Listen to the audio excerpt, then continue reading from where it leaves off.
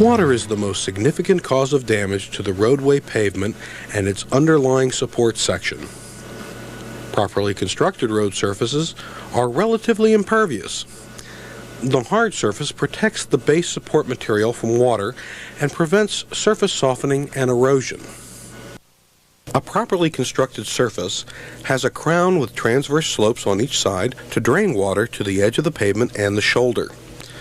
Side ditches collect the runoff and convey it to a discharge point, such as a convenient cross drain or an adjacent stream bed.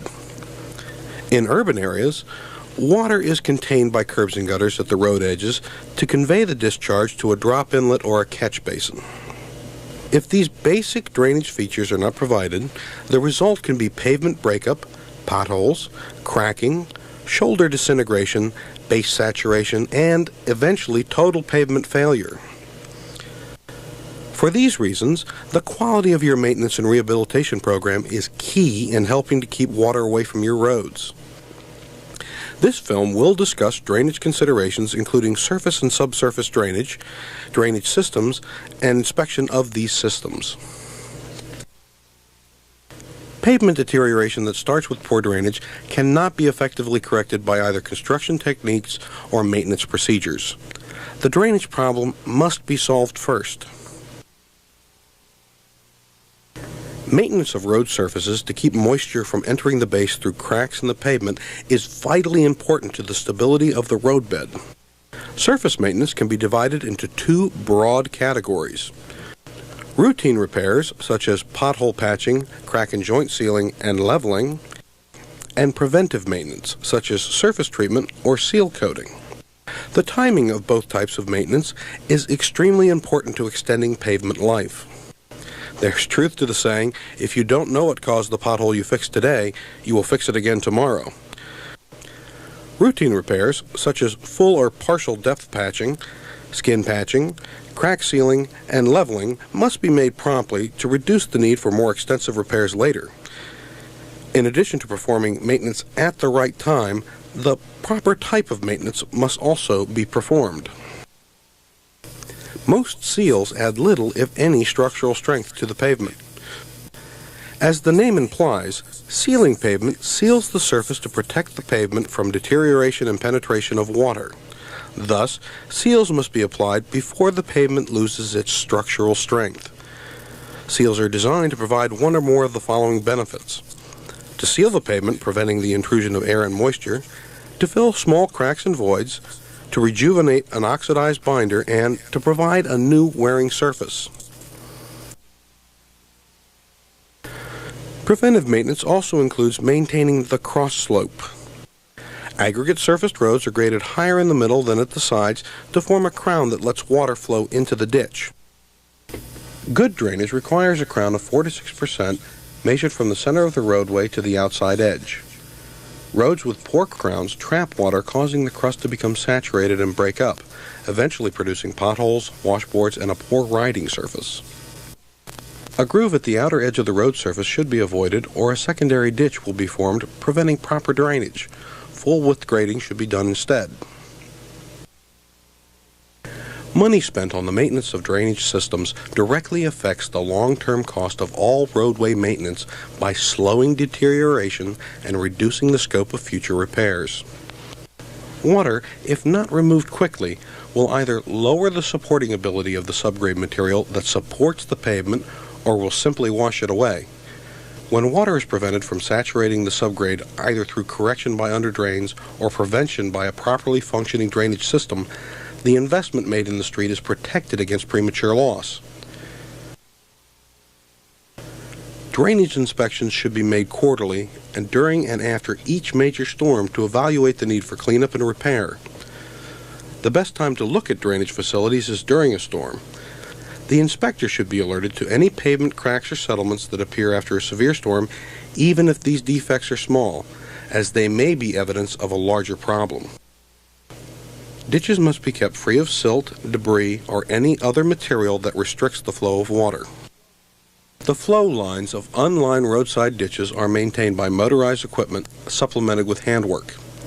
Large roadside ditches are sometimes located at an elevation well below the roadway and are not accessible to a motor grader. These may be reached with a truck-mounted hydraulic excavator operated from the shoulder. Outlet ditches from culverts and interceptor ditches on slopes and along excavation or embankment benches may require hand cleaning by using shovels and wheelbarrows. Ditch erosion is controlled by paving the ditch with a bituminous asphalt aggregate mix, placement of masonry, grouting rock, or by constructing wash checks. Since erosion is one of the major problems with ditches, the growth of vegetation is encouraged. The vegetation may be maintained by adjoining property owners, but more often must be maintained by the Public Works Agency. One of the major problems when vegetation is used to control erosion in ditches is the control of weeds. Weeds become a major problem in turf when grass loses its vigor and density and cannot compete with them. Weed encroachment is often the result and not the primary cause of poor turf. Weed eradication often will not result in permanent improvement unless conditions that weaken the turf are corrected. Culverts must be kept free of obstructions. Sand or sediment deposits should be removed as soon as possible. During storms, critical areas should be patrolled and inlets kept free of debris. Inlet and outlet channels should be kept in alignment, and vegetation should be controlled to prevent significant restriction of flow. Scour around footings, cut-off walls, and head walls is repaired by replacing the eroded material in kind or by filling the void with riprap or sacked concrete. In an emergency, a bituminous mix may be used. Culverts may become clogged if the flow line grade prevents self-cleaning. A permanent correction is to relay the pipe on a steeper grade, but this is not always possible. The alternative is to clean the pipe frequently. If the invert of a metal or concrete culvert becomes worn or eroded, it can be repaired by relining with concrete grout, gunite, or asphalt cement. If the hydraulic capacity of the culvert is not critical, a smaller pipe can be placed inside and the space between the pipes can be filled with pressure pump Portland cement grout or gunite. High velocity flows containing large quantities of stone and rock scour the culvert bottom. Scour may be reduced by securing steel plates longitudinally along the bottom. To prevent erosion, energy dissipators are sometimes placed at outlets of culverts and sewers. It is important that these be inspected periodically, particularly after major flows, to ensure that they are in place, functional, and clear of debris. Sections of curb and gutter that are beyond repair should be removed and replaced. Joint sealant failures should be repaired by cleaning and resealing. Stone curbs can often be realigned, replaced to proper grade, and grouted in the same manner that was done originally. Catch basins and drop inlets collect water by means of curb openings and metal grating that has grate bars to restrain debris and large rocks. These systems require routine inspection and cleaning because blockages can prohibit maximum flow of water and cause water to pond on the pavement. Potholes and other pavement defects can develop as a result. These facilities require frequent inspection and maintenance to keep them open. Special attention should be given to cleaning inlets and sumps of catch basins. The primary maintenance activity associated with storm drains is the removal of foreign matter or debris from the pipes. This can be accomplished by using either sewer rods and scoop buckets, high-pressure water hoses, or cable-drawn scoop buckets. Underdrains should be checked in the early part of the wet season to ensure they have not become clogged with sand or roots and that outlets are free to drain. Presence of silt or dirty water coming from the underdrain indicates a possible break in the pipe. This free water under the pavement is of particular concern because it can decrease the strength of the pavement by reducing the cohesion, reducing the friction between particles, and by increasing pore pressure. As a result, the bearing capacity is reduced, and the pavement must then support loads without the proper support from below, resulting in cracking and deflection. In a fill section, Rain or melting snow drained to the edge of the road surface should flow over the shoulder and down the foreslope into the side ditch. In a cut section, water falling on adjacent areas is prevented from entering the road surface by a roadside ditch. When runoff on the backslope is excessive, an intercepting ditch or subdrain on or behind the backslope can supplement the system. Vegetation or erosion-resistant material should be used on side slopes. Bank protection is required when stream flow or wave action endangers highway embankments or structures. Erosion may be controlled by rock slope protection, grouted riprap, or other materials available locally. Velocity of flow and direction of currents are critical factors in selecting materials. With any bank protection, take care to prevent the protection from being undercut by erosion. The leading edge of the protection should also be shielded from erosion. Other drainage appurtenances that need to be inspected and maintained include wash checks, energy dissipators, head walls and slope drains. As with all structures, inspection should be directed at critical areas that could fail. Slope rounding can easily be introduced in normal slope dressing maintenance activities. Not only will erosion rutting be reduced by this operation, but also the safety aspects of the hinge point will be improved. Sodding or seeding and mulching will help reduce erosion. Erosion ruts on the front slope are particularly undesirable because vehicle wheels can be trapped in them, thus steering recovery back towards the travel lane is impaired. Ditch cross-sectional modifications can often be combined with debris removal operations or slope dressing operations. A safer cross-section can often be obtained by converting V-ditches to flat-bottom ditches and using the extra material removed to better blend drainage inlets to existing terrain. In some cases, ditch relocation can represent the safest improvement. Slope flattening can push the ditch further away from the roadway, both of which produce a safer roadside. Ditches near crossroads or driveways can be relocated to remove the pocket that results when ditch culverts are used. Many factors that adversely affect the performance of inlets and culverts can also be identified during routine maintenance operations. Some can be corrected easily with maintenance equipment and forces.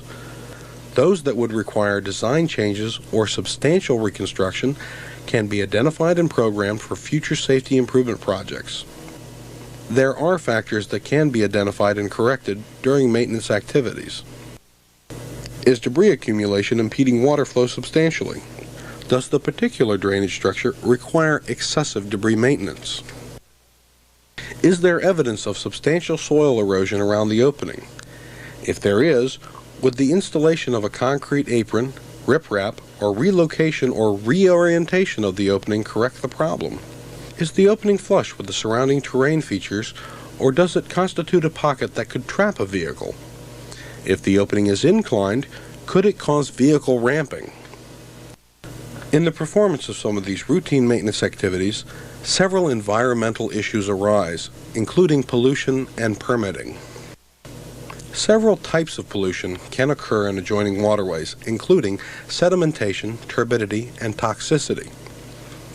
Maintenance activities that cause sedimentation and turbidity include repairing slopes, cleaning ditches and channels, repairing drainage structures, and other repairs performed on the right-of-way that produce loose materials that can be washed into the waterways. Vegetation control is the primary maintenance activity that can introduce toxic materials into adjoining waterways. Whenever an existing channel is being modified, it may be necessary to obtain a permit before the work can begin. Permits may be required by both federal and state agencies. The federal agency permits are generally required whenever a navigable waterway is affected. States may require permits for other waterways as well. Liability for accidents caused by elements of design and maintenance are also an area of concern for public agencies. Most liability claims stem from maintenance deficiencies. The lack of timely maintenance or repair work to correct known problems can increase the possibility of legal action, particularly if the public is injured or land or buildings or crops are damaged through the negligence by the highway agency. Several legal precepts exist that are important to any maintenance program. The duty to correct a dangerous situation or take appropriate action arises when notice is received of a problem. Under the concept of constructive notice, the duty to act may arise when the agency should have known of the existing situation. Let's review what we have talked about in this film. Since water is the most significant cause of damage to the pavement structure, proper water drainage is important in maximizing the life of the roadway.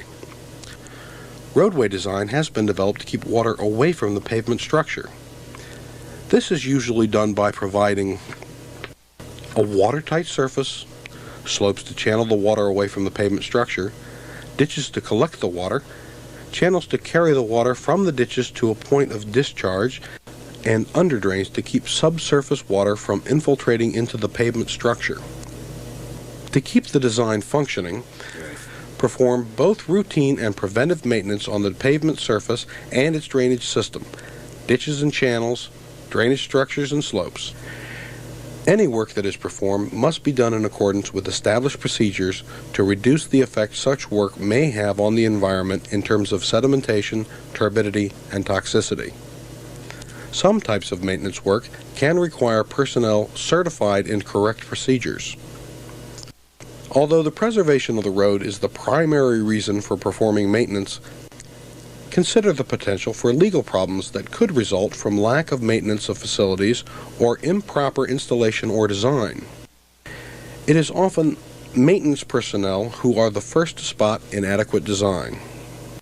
The importance of proper drainage and competent maintenance can mean better roadways, keeping within maintenance budgets, and can save lives of those who travel over the roadways. Make it a top priority in your area.